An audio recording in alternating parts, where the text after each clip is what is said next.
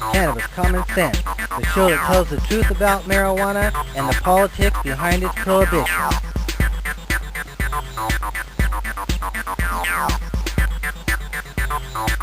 Feel the force.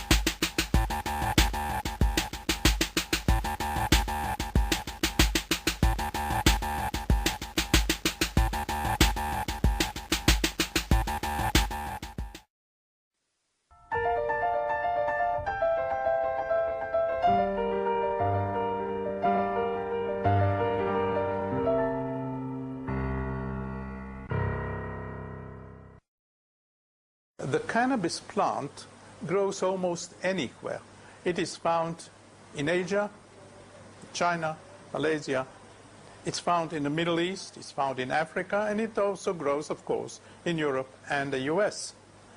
It is used by hundreds of millions of people for the changes it causes in our thoughts, in our behavior, in our feeling. Unfortunately, it is certainly a dangerous drug. It can cause tolerance, it can cause addiction in some cases. Luckily, addiction caused by cannabis is not as potent as that of cocaine and heroin and can be treated relatively with ease. Until quite recently, actually, until the mid-60s, the active constituent was not known. We identified a compound, tetrahydrocannabinol, THC, which is the only one that causes these changes. For many years it was unknown whether these changes are just a non-specific action of THC, but in the mid-80s it was found that there is a receptor in the brain that is acted upon by THC and starts a cascade of reactions which causes the changes that we identify as high. But how come that the brain has a receptor for a plant constituent? After all, our brain doesn't have a receptor for every plant constituent, actually doesn't have a receptor for any plant constituent. So we started working on the assumption that maybe there are compounds in the brain that act on this particular receptor, and THC in the plant actually mimics the action of the compounds in the brain. Indeed, about 10-15 years ago, we were able to isolate two compounds. One we called anandamide, and the other is known as 2-AG, that stimulate, that bind to this particular receptor, and they start a cascade of reactions that we identify as high. Why do we have that system of receptor, endogenous cannabinoids? Why? I mean, just in order to cause high? No. This is a very important physiological system which is involved in a large number of physiological reactions and in large number of therapeutic reactions. For example, anandamide and 2-AG are involved in neuroprotection. When we have brain trauma, for example, the brain tries to reduce the damage by overproducing, if you wish, these compounds which lower the damage. They are also involved in anxiety. It is involved in sleep. It is involved in essentially all physiological reactions that have been investigated. Chances are that this particular system will be the basis on which a large number of drugs will be developed. At the moment, there is one major drug that has been introduced in Europe. A company produced an antagonist to the cannabinoid system, and they use it in order to reduce the appetite and also to enhance metabolism of fats so that ultimately, we see an effect on obesity, an effect on all these diseases that are associated with obesity.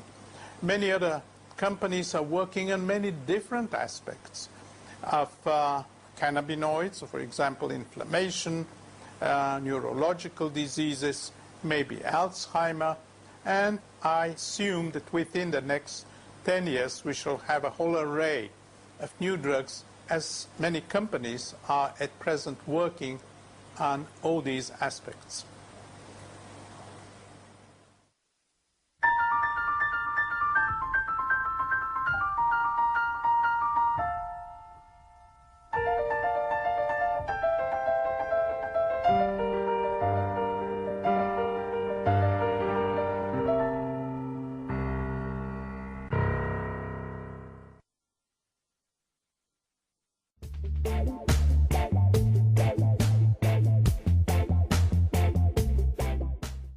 Well, what we're going to do here is take a couple of clones off of this plant, but it's a little bit of a problem because it's, as you can see, it's already started to flower, and it's only the 10th of August.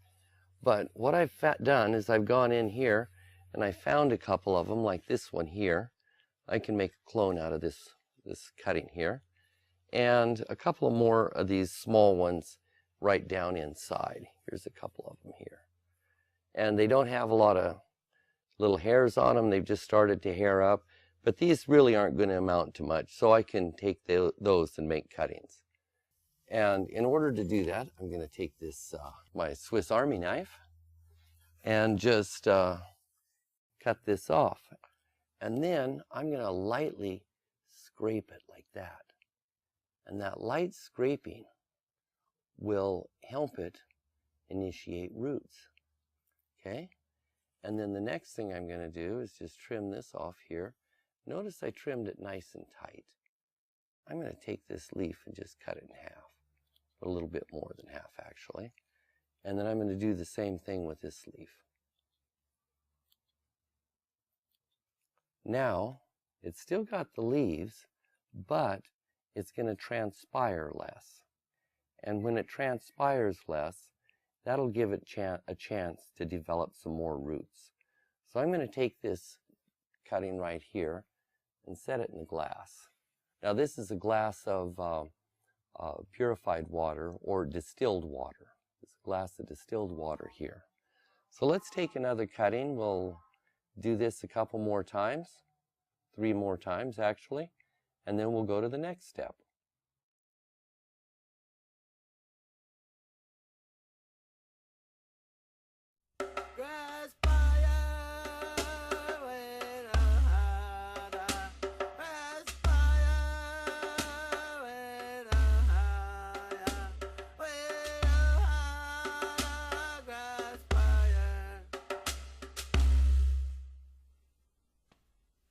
In between the blues, there are good days and bad days, with everything and nothing to lose. While the setting sun never sits, and the night has no limits.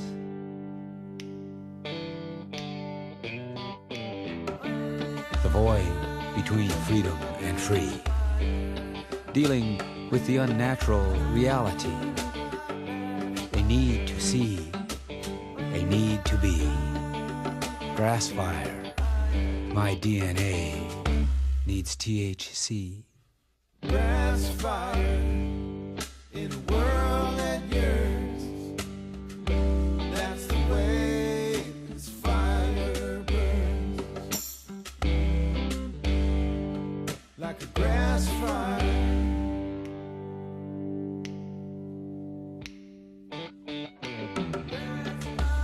In the unnatural society, been trying to maintain, while the sane appear to be clearly insane, with no way to explain.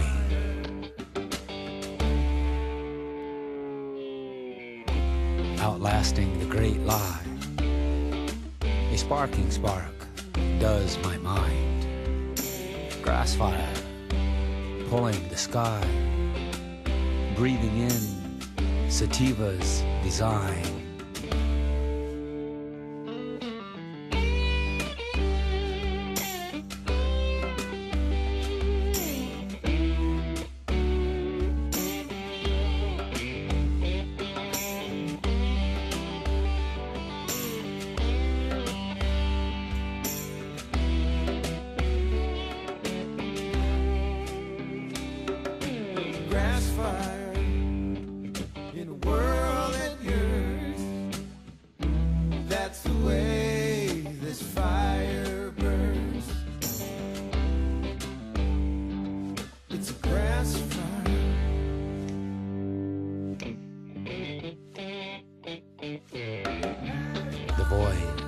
between freedom and free, dealing with the unnatural reality. A need to see, a need to be. Grass fire, my DNA needs THC.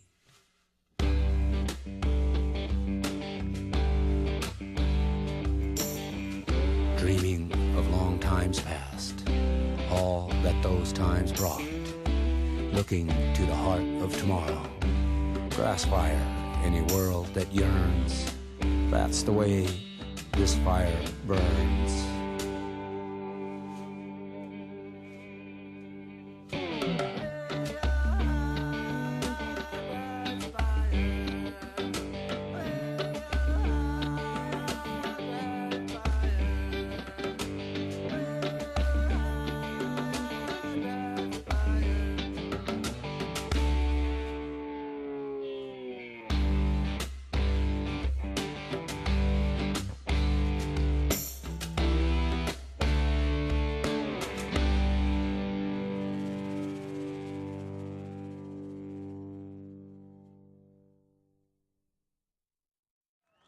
Thank you, Vivian. Thank you, Seattle. You are so beautiful.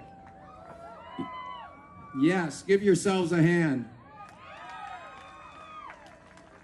You know, I remember the first few hemp fests. I remember when we measured our numbers in the hundreds, but it didn't stay that way. We grew. We grew to measure hemp fest in the thousands and the tens of thousands. And now HempFest is measured in the hundreds of thousands of attendees.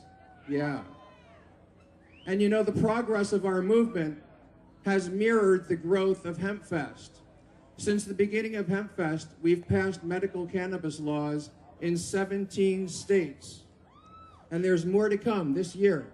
Now, from the East Coast to the West Coast, from Michigan to Colorado, from New Jersey to Washington, patients can obtain their medicine in safe, well-regulated access points.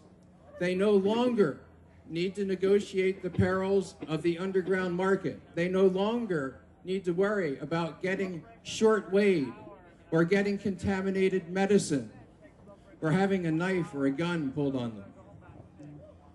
We have created tens of thousands of well-paying jobs and access points across the country. And those access points have generated hundreds of millions of dollars of revenue for our communities. We have reduced the burden on law enforcement, and we've made our neighborhoods safer. We have proven that cannabis can be distributed in a way that brings benefits to communities instead of harms. But you know, the guardians of public safety up there in the high levels of the Department of Justice, the U.S. attorneys, they don't think these are good things. And so last year, they launched a coordinated multi-agency nationwide attack on our community. Now that attack started out in Michigan and Montana. And when nobody noticed, when there was no public outcry, when there was no blow up in the media, the feds expanded this campaign to California, where they have closed 400 access points with threats of seizing their property. Just a few weeks ago, Harborside Health Center became the latest target of this federal attack when they served papers on us to seize the property that we are located in. But we have no intention of closing our doors. We will never abandon our patients. We will use every legal means at our disposal to contest this action on the part of the federal government. We have nothing to hide. We've done nothing wrong. We know that justice is on our side, and we look forward to our day in court. Now, since Harborside was served, this campaign of the feds unfortunately has metastasized. Like a malignant cancer, it continues to spread 10 threats went out in Colorado recently, and just last week, I'm sorry to say, it spread here to your own state of Washington when the U.S. Attorney in the Eastern District served forfeiture notices on 4 access points. Sadly, 3 of them have already closed. Are we going to let them get away with this? No way we're going to let them get away with it. They think they can crush us. Are we crushed? No way. We are roused. We are roused to our righteous fury now. We will not be crushed. I'll tell you, after Harborside was served with these despicable notices, offers of assistance poured into us from all over the country. Every single activist organization you can imagine got in touch with us. We had simultaneous demonstrations in 4 different states, including a courageous takeover of the Obama campaign headquarters right here in Seattle. Thank you for that support, Seattle. We are pulling together, and we have a common message, and we are going to send it clear and loud. We're going to tell President Obama that it is time for him to keep the promise he made to us, to our community. It is time for him to call off these rogue prosecutors and stop this horrible, horrible campaign. Because we are not going anywhere. We're here to stay. We've worked too hard. We've come too far. We've made too much progress to go backwards now. All across this country, we've built laws, we've passed laws and built systems of distribution that have allowed patients to come out of the shadows of the underground market and come into the light of safe and compassionate access centers.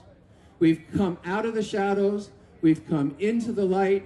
We're never ever going back into those shadows again. We've come into the light, and that's where we're going to remain. Thank you, brothers and sisters. If you'd like to speak to me a little more, come check me down at the dope booth at the back of the stage area. Thanks. From pig farming to pot growing, farmers in Washington hope to make money by adding marijuana to their crops. When voters approved legalizing marijuana in November, farmers began to see dollar signs and the potential of adding a pot crop to their operations. It's expected to take more than a year before the rules and regulations are in place, but as KPTV's Julie Grauert found out, farmers are already lining up to take advantage of the new law. Farming's a game of pennies. You don't really make a lot of money at farming. And while pigs have been profitable, Bruce King says that pot could be the jackpot, even just 1 acre of marijuana plants. That's 2,700 pounds. At current retail price, that's about $75,000. King says he's never tried marijuana or any other drug, but now that it's legal in Washington, he wants to be the first in line for the permit to grow it. And according to the Liquor Control Board, in charge of licensing and permitting this new business, he's not the only one. Yeah, my phone rings every day, and people in the licensing division and throughout the agency are receiving calls, and people have questions, or they let us know that they're interested in being an applicant for one of the licenses. It should be out where crops are grown, and it should be in the pockets of the farmers. There's no reason that this revenue can't help revitalize the local farming economy. But not every farmer is interested. Not going to happen on my property. And why is that? Because I'm not all for drugs of any type. Jennifer Drewis's horse farm is just down the street from King. She says she's also worried that a pot farm could attract a lot of people, especially criminals. We don't want any of that down here. This is supposed to be nice and quiet. This is peaceful down here. If it's a legal crop, it's a legal crop. I may not like somebody growing Brussels sprouts, but it's legal. King believes on his farm, pigs and pot can go hand in hand. We can grow good quality crops right here, keep the money local, buy your supplies local, and support your local farmers. Julie Grauert, the 10 o'clock news. A California company also wants to take advantage of Washington's new pot law. Medvox wants to install vending machines with pot for recreational users. The devices seen here are currently for medical marijuana patients only. A user's fingerprint and prescription are required to use those machines. The company also hopes to install some in Colorado, where a similar pot law passed in November. I was just superficially aware of it. I had no knowledge at all of it, I would say. I'm interested in medical marijuana.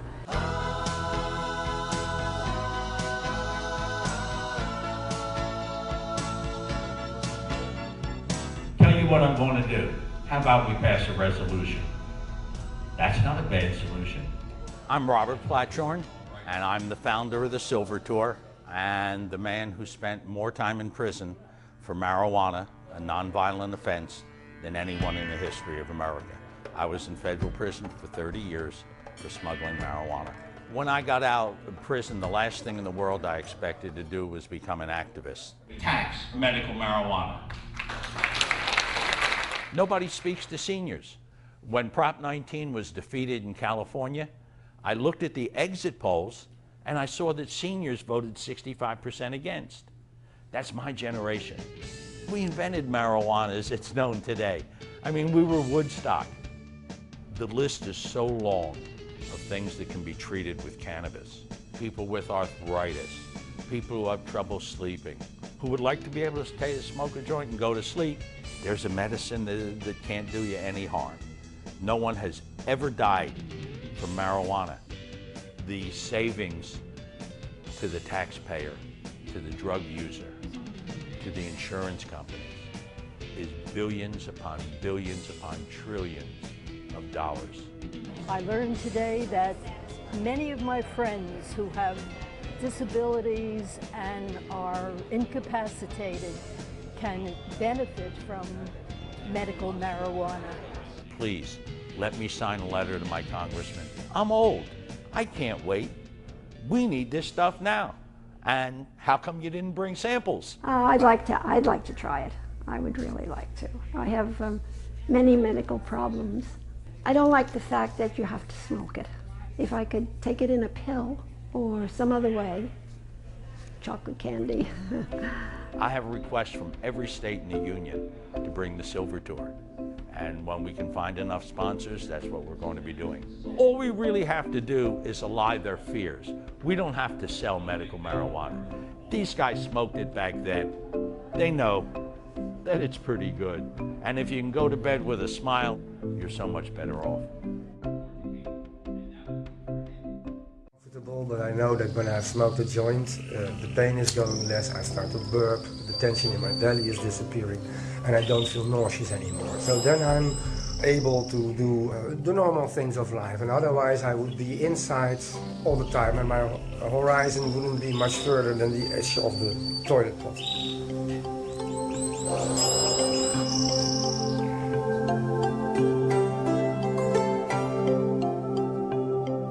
If you start with a botanical identity, then all the names like hemp and marijuana are all referring to the same plant, the same species, which is called Cannabis sativa.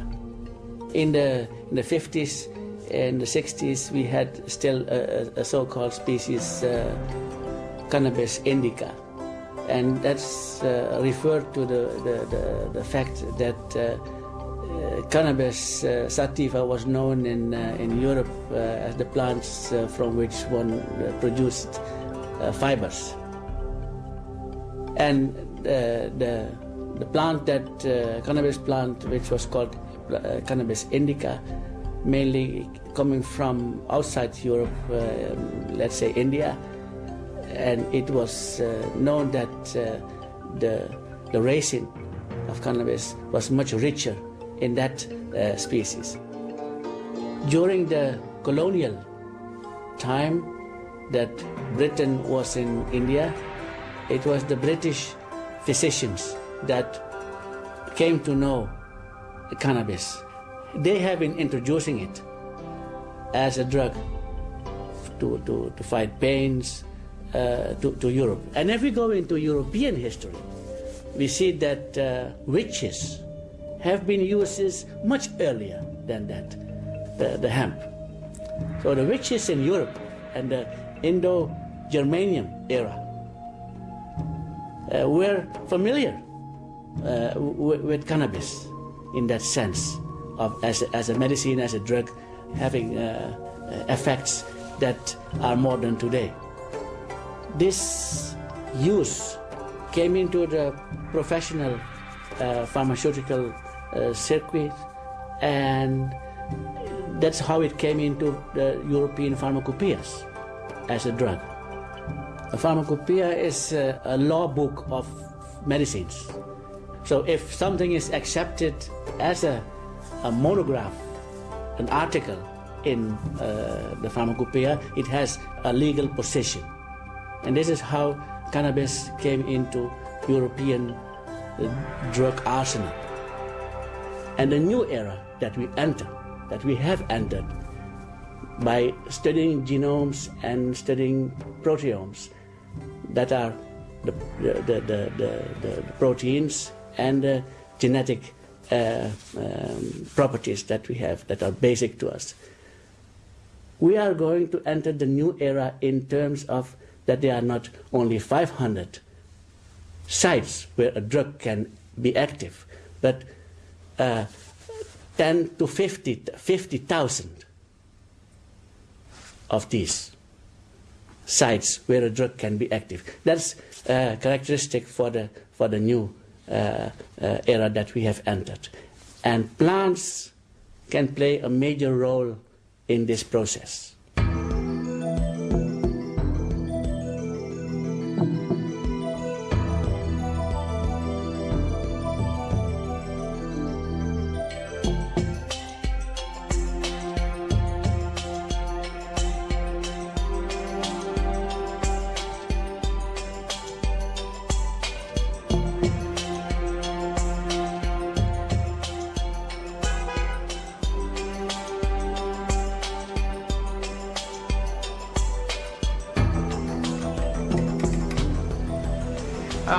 We are now at the Laboratory of Natural Products in the Faculty of Medicine of the Hebrew University of Jerusalem and the School of Pharmacy. This laboratory does research on various aspects of plant products. One of the major problems we have been investigating for many years is the cannabis plant, as well as materials present in our body, in the body of animals, that whose action is completely parallel to the action found with the compounds in the plant. So we are working in two fields. On one hand, the plant products and derivatives of the plant products. On the other hand, the brain material from animals, which does the same thing that the plant products do. Cannabis is a plant with quite exceptional activity.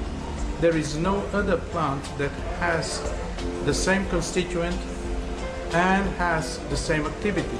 It's unique. In many respects, it's unique.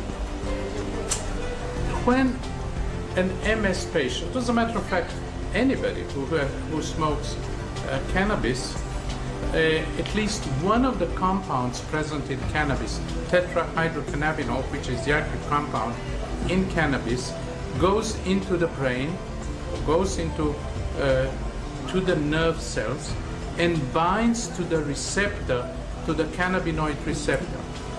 And then the cannabinoid receptor starts a series of reactions which reduce some of the symptoms of the multiple sclerosis. Now, why should the brain spend energy in order to make a receptor for a compound that is present in a plant? It doesn't make sense. The sense is that it has receptors for something that the brain produces, and it uses these receptors to start a reaction. So obviously, for us at least, was that the brain produces compounds which will activate these receptors. And just by chance, THC also does that. So we started looking for these compounds that may be present in the brain or may be present in the periphery, in the spleen or other parts in the gut. And in 1992, we were lucky to be able to identify very, very, very small amounts of material which binds to these receptors, which were discovered by Drs. Howlett and Dr. Munro in Cambridge. And these receptors were stimulated by the compound found in the brain as much as it was stimulated by THC.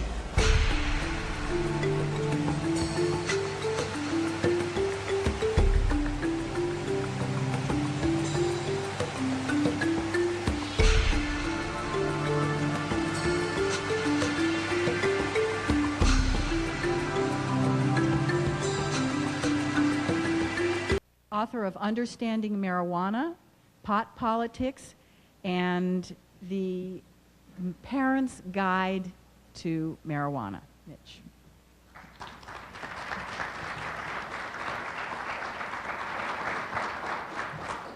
Thanks so much for being here. I'm going to focus on marijuana and mental health.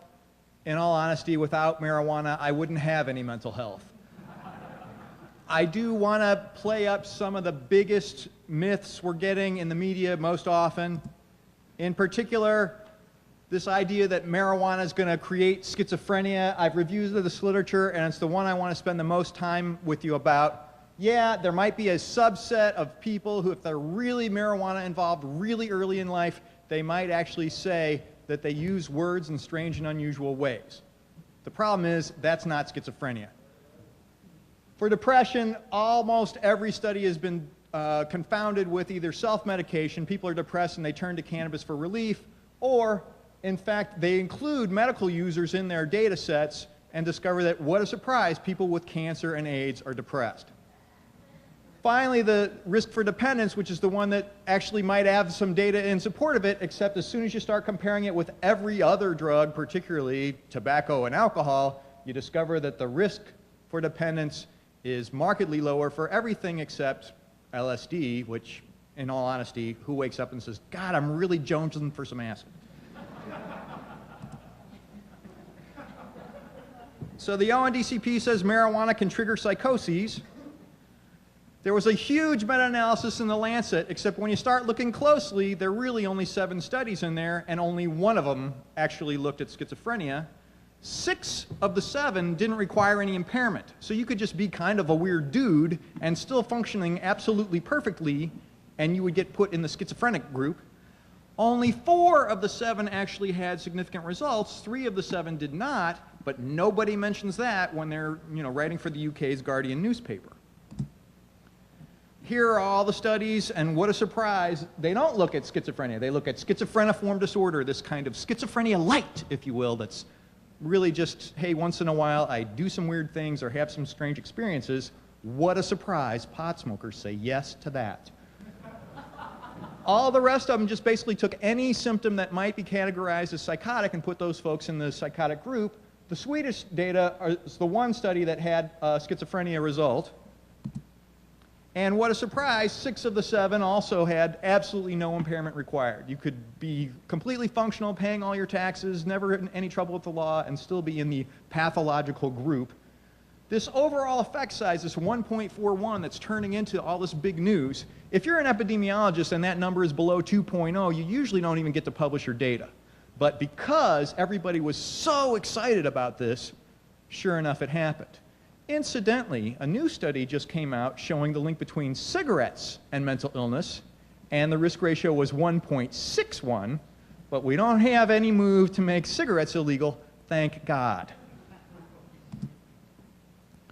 Finally, I think Wayne Hall said it best. What if suddenly the risk for schizophrenia went from 0.7 per thousand to 1.4 per thousand? Ooh, we better lock up 800,000 people every year. It just doesn't make any sense. And I find this particularly rough with the move to prevent teen use. I can't tell a teen, hey, don't smoke pot or you're going to go crazy. Every other teen around them is smoking pot and isn't crazy, at least not because of the pot. As I mentioned, these links between cigarettes and mental health are extremely likely, comparable to the 1.4 risk ratio we saw before. And the link between cigarettes is actually larger. What a surprise. What's really going on? I think the one study that's any good is this one in New Zealand. Folks who have this special combination of COMT genes, basically, if they used before age 15 or they were a monthly user by age 18, they were often 1.8 to 2.0 and sometimes even more at risk for getting this schizophreniform diagnosis. And they show you the percentages of people who've done each thing and who had each gene. And when I worked it all out, in fact, it turns out they gave you percentages because they didn't want you to see the raw numbers. The raw number in the group with the high-risk gene and the high-risk pot use is 7. 7 people did this and had this happen, And that's what all this is about. Again, I can't say that that justifies 800,000 marijuana-related arrests. The bottom line, yeah, okay, pot's not for kids. If you're under 15, don't smoke pot. If you're under 18, you probably shouldn't smoke pot either. But, again, how many people do we need to throw into jail to make that happen? I'll talk about that a little bit this afternoon. The other thing that blows my mind is what a shitty job they do about controlling for other drug use and how the schizophrenic alleged symptoms are assessed in the first place. Here is one of the items on something called the Schizotypal Personality Questionnaire, which there are 5 studies now suggesting that cannabis users are higher on this. I did an analysis showing that this item is biased. I sometimes use words in unusual ways. Dude, who went for the chronic at 420 and doesn't use words at strange and unusual ways? So what a surprise, people say yes to this item and they're cannabis users, yet that doesn't mean they're psychotic. Once you control for other drug use, my student Nicholas Von Dam has just finished these data. Look, if you don't control for other drug use, yes, it looks like the current cannabis users are markedly more schizotypal. And then as soon as you take the effect of cocaine, heroin, amphetamine, all these other drugs out, what a surprise. The means are exactly the same. Obviously, cannabis is not what's going on with this. The depression data are, let's put it bluntly, depressing. ONDCP says you're more likely to have suicidal thoughts and more depression and depressed users. In fact, few of the studies take the medical users out, and again, I want to point out the potential for bias. If in my big data set I drop the medical users, and suddenly the recreational users are actually less depressed than folks who've never used cannabis. And as one of my critics said, well, they were probably high when they did the questionnaire. Good. The other thing to keep in mind is depression measures are biased against women. In part, it's one of the items is, do you cry? Okay, hey, butch guys, how much crying you doing lately? All right? Oh, gee, what a surprise. The men don't say that they cry, and it makes the women look more depressed, and the women are also often the ones in the non-using group. So I wanted to just show you these data, and basically the recreational users are significantly lower than the folks who've never used, but the medical users, who are usually jammed in with the other folks, have higher. Well, what a surprise. You got AIDS and cancer, you're depressed. Finally, just, I did it by use groups. People who used weekly were no more depressed than people who used daily, and they were both less depressed than people who never used. All right? This motivation literature, and I'll stop at this because I promised Dr. Rosenbaum I would actually not go on too long. Some of you have seen the movie Jackie Brown. Ordell and Melanie are talking, and he says, that shit's gonna sap your motivation. And she says, what if I'm motivated to get high and watch TV? Kasner's employment data are the most impressive data I've ever seen on this. He correlates cannabis use with taxes paid, wages earned, days of sick leave, medical and health care costs. There almost always never any relationship except one study where in men, the more money you made, the more pot you smoked. So if you want to get a raise, fire up your vaporizer.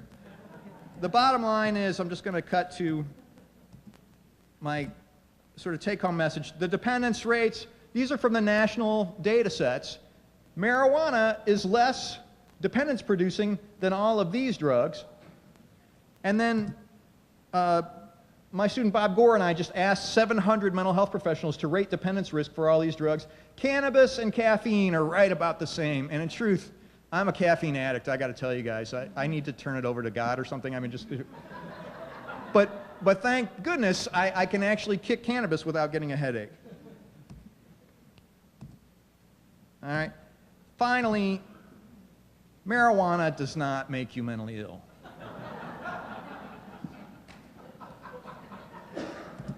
However, some crazy people do smoke it.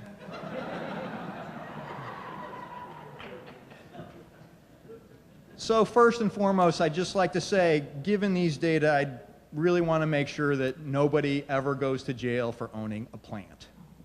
Thanks a lot. The White House put out a statement that there's no medical value for marijuana, but yet we know from studies and from the work of Patients at a Time, things that you've unearthed and do, that that's not true. We know from Elvie Maseki, who's getting her medication from the government, that they realize that there is some truth to what we say. So how do we take a bright mind like Obama and the White House administration and make them realize publicly that there is a medical value to this plant? What they always resort back to is the lack of peer-reviewed studies, where there are literally, I've got about 10,000 peer-reviewed studies on my computer dealing with cannabis. But what they, for the most part, they're not dealing with smoked marijuana, other than early studies from the 70s. But there are a few, and more coming out now, dealing with smoked or with extracts. And one just came out last week from Germany, basically challenging the whole idea of what the federal government is doing, because there is documented medical value. I think the only thing that really makes politicians listen is when their constituency contacts them directly, phone, email, more importantly, sometimes postcards, and then they start to see, or visiting them. That's what they start to listen to when they realize that their positions are in jeopardy if they don't follow the correct, direction, really. And I think that that's starting to happen more and more, because having spent too much time this summer in Washington, D.C., I now understand much more of how the game is played.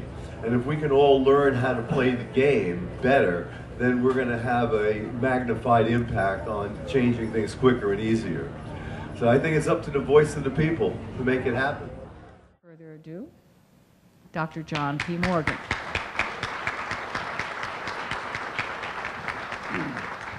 Thank you. It's, that didn't make it go off. Oh, okay, it did.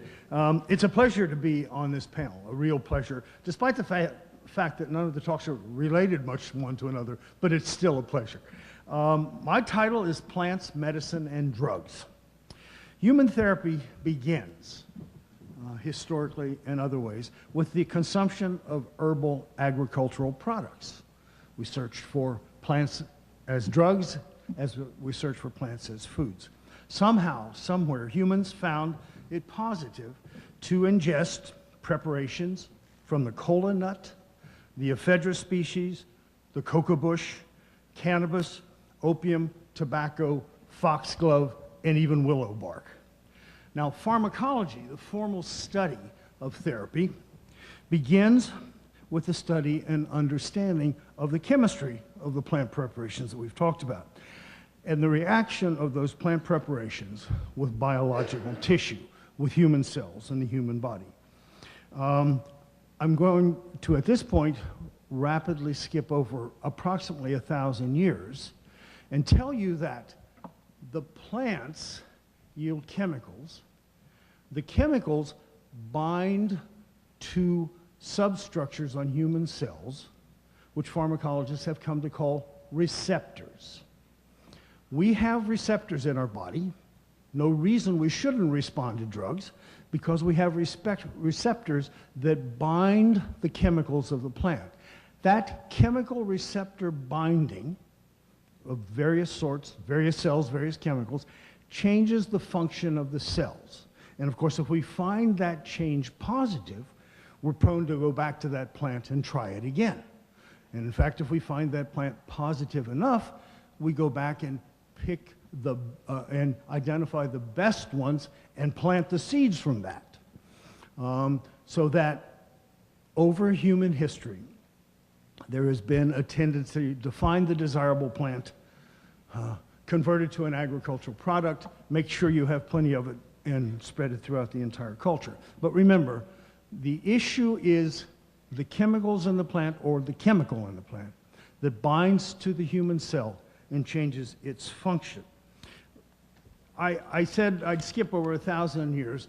The study in pharmacology of plant chemicals is really only about 1.5 centuries old, and that's being generous.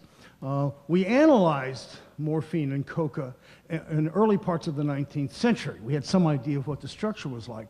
But the study of the plant and its yield of the chemical and the application of those chemicals to biological substrates, either experimental or therapeutically, really only begins in the 1890s in the United States. The most important early plant yielding information to pharmacologists was the ephedrine plant, the ephedra species, called some parts of the western United States Mormon tea or Jerusalem tea.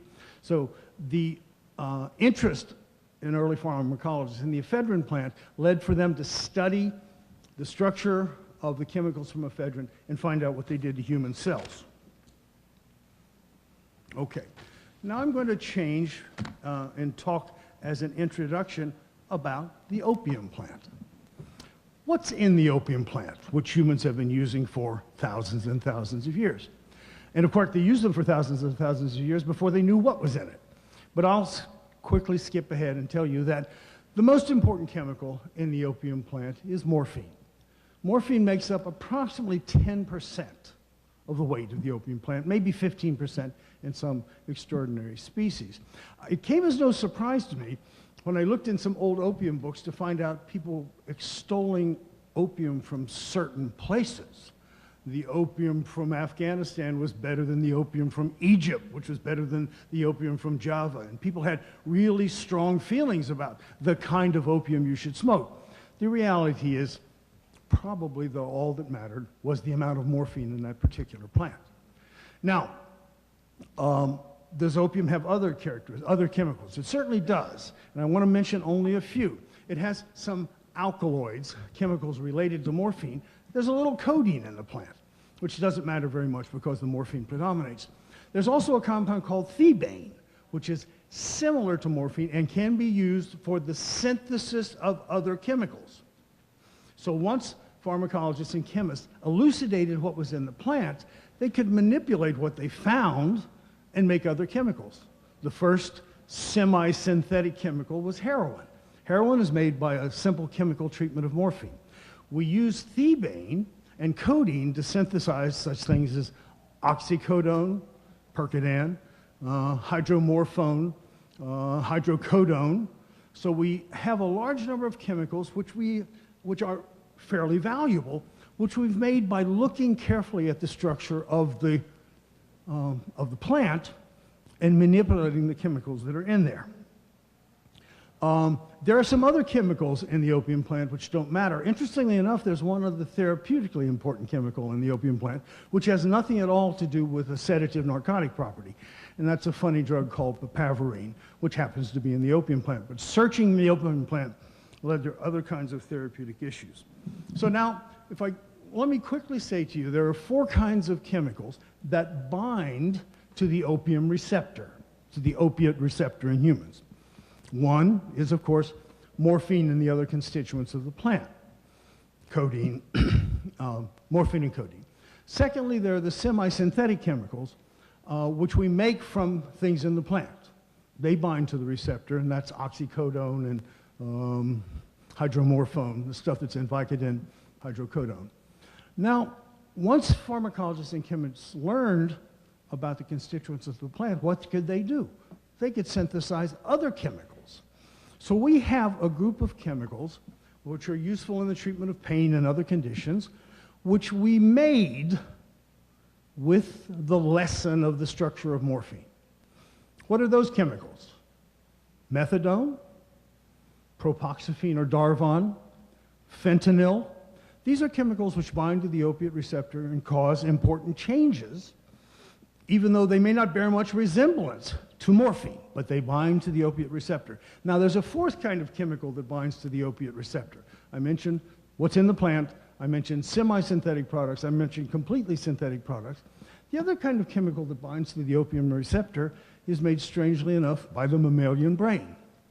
So that receptor was not put there by God or whoever to bind to chemicals in the wild. It was put there to bind with chemicals that we made.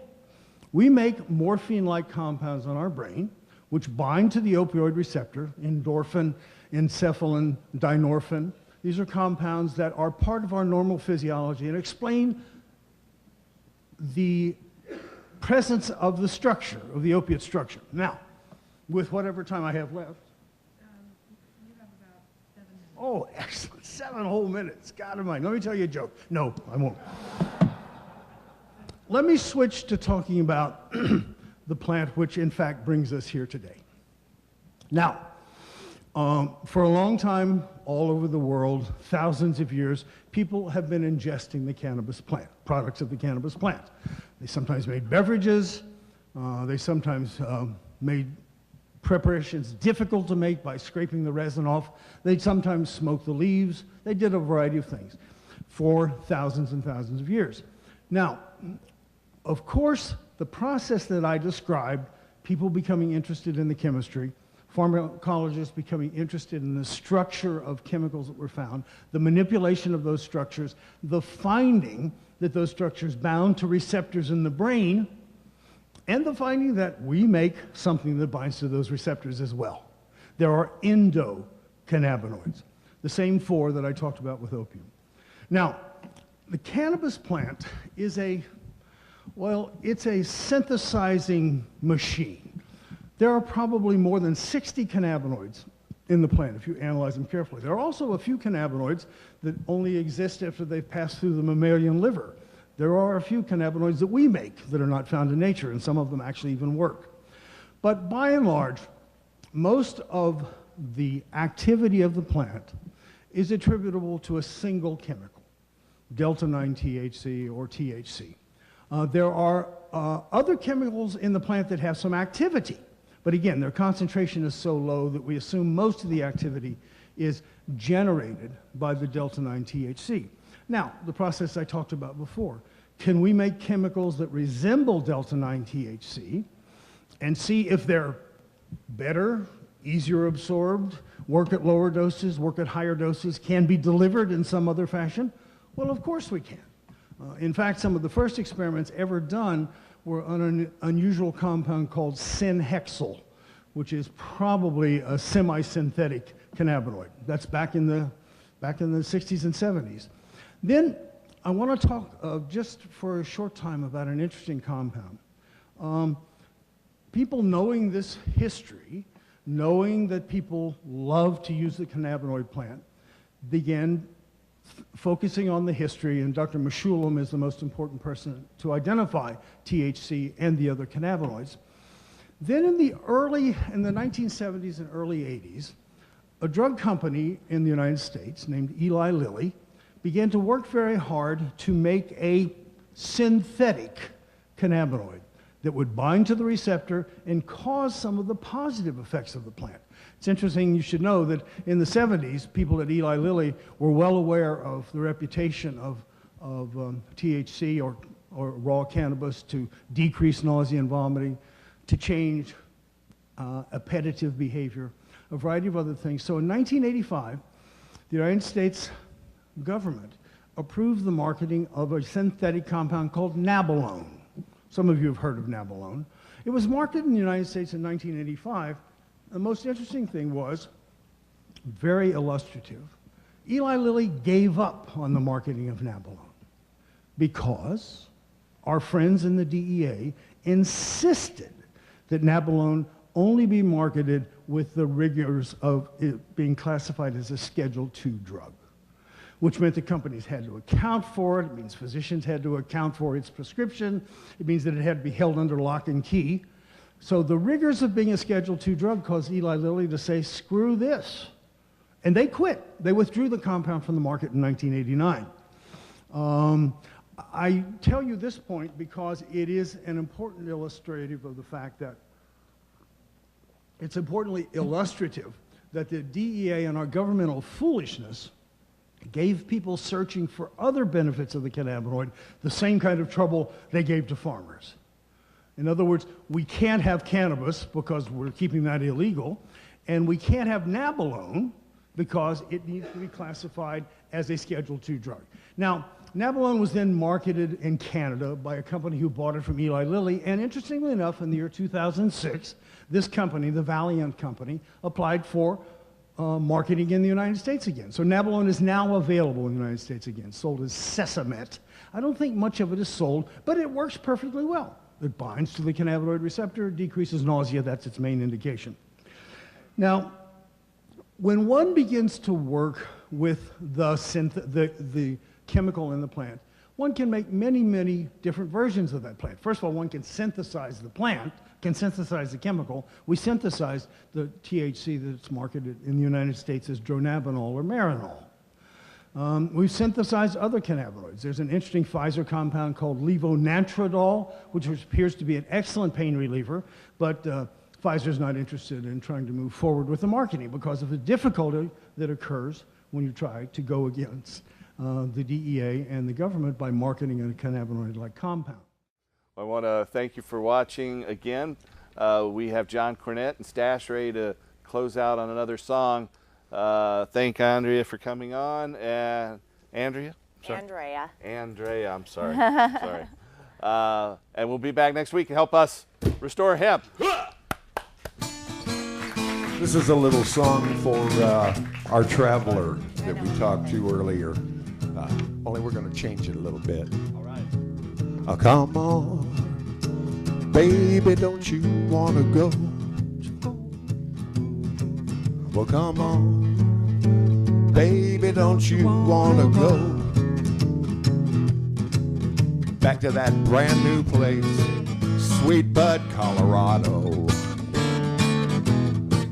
Yeah, come on, baby, don't you want to go?